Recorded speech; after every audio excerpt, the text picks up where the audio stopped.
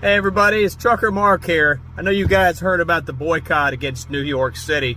Well, guys, the situation with the truckers deciding not to deliver goods to New York City shows us just how confusing things can get with wrong information spreading online. This message is to all the truckers who are boycotting New York.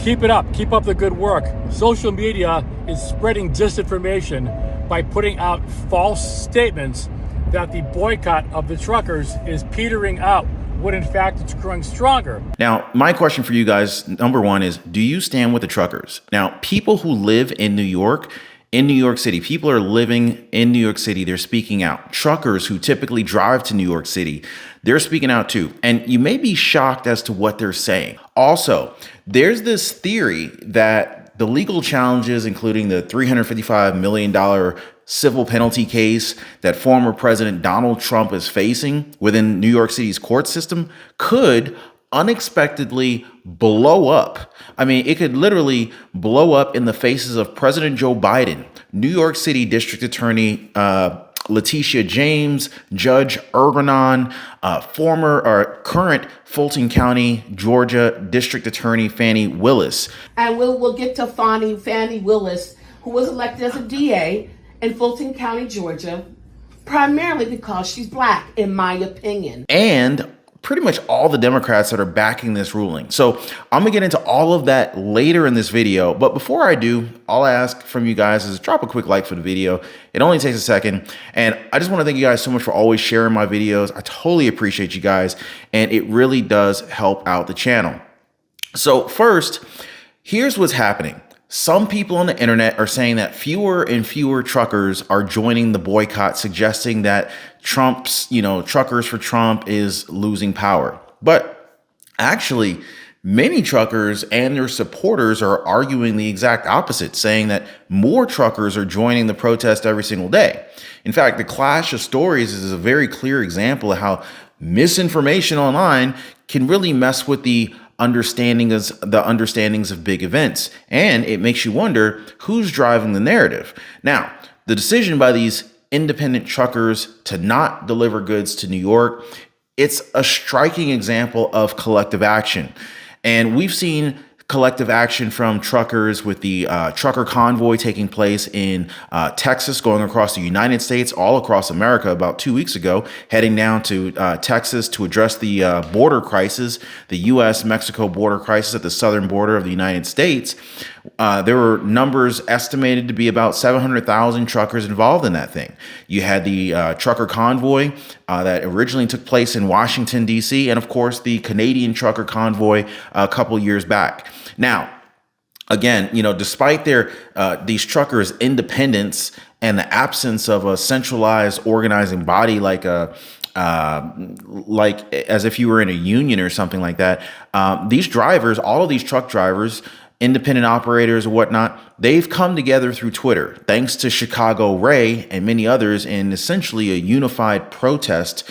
So basically, the truckers' collective decision to boycott loads and deliveries to New York, it really just kind of acts as like a powerful statement about the grievances and the concerns about former President Donald Trump and the ultimate verdict to the court trial, which District Attorney Letitia James was able to convince a judge to hit Trump with a $355 million civil penalty lawsuit due in full within 30 days, by the way, with roughly $100,000 per day in interest.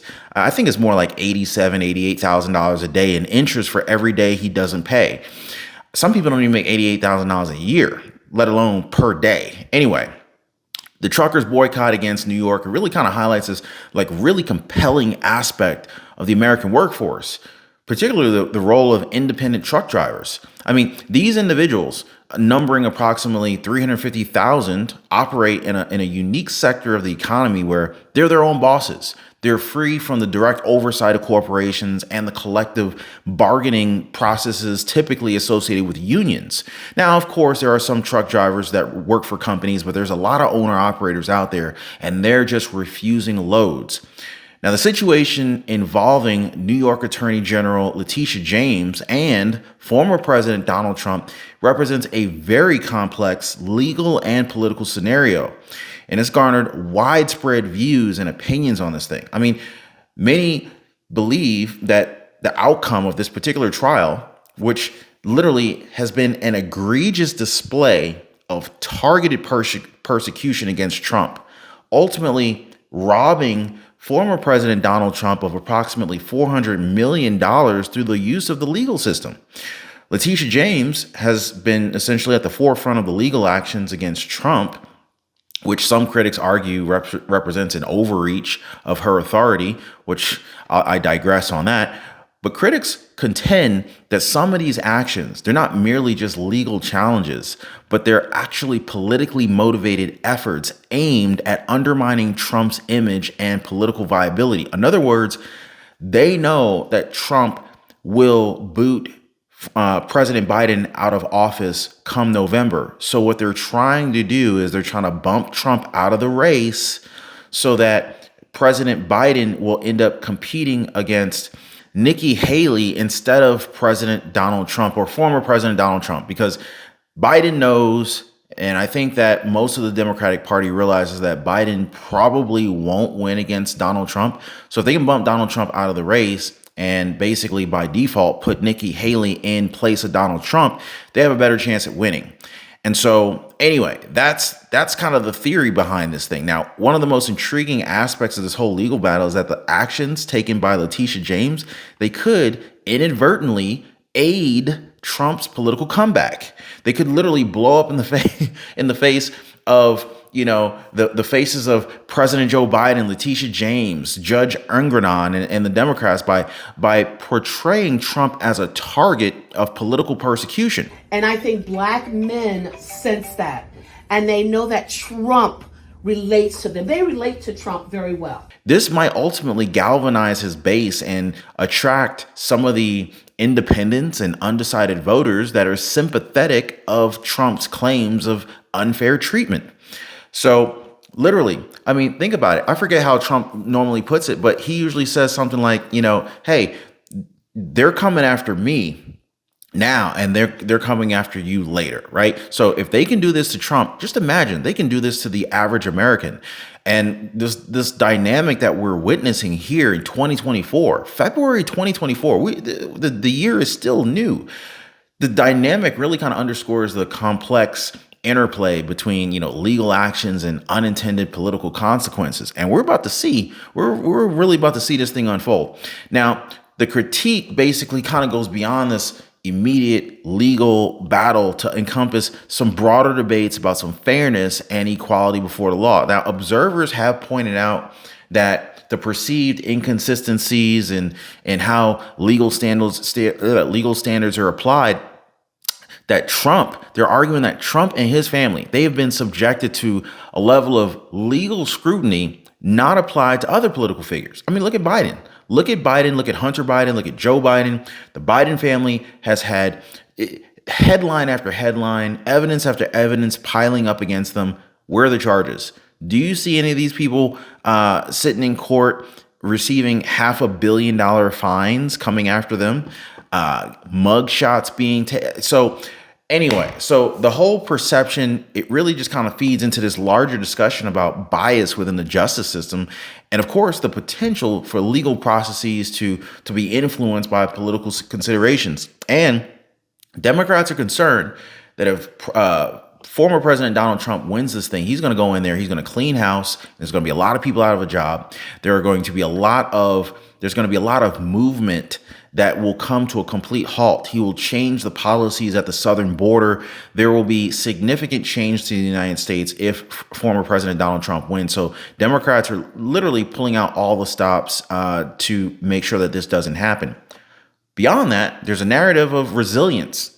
There's this defiance against perceived injustices. Like, you know, it kind of resonates with a significant portion of the American electorate if you think about it, right? The idea that Trump could face significant financial penalties, it just kind of like really, it definitely speaks volumes to the unique nature of this particular appeal and the depth of his base.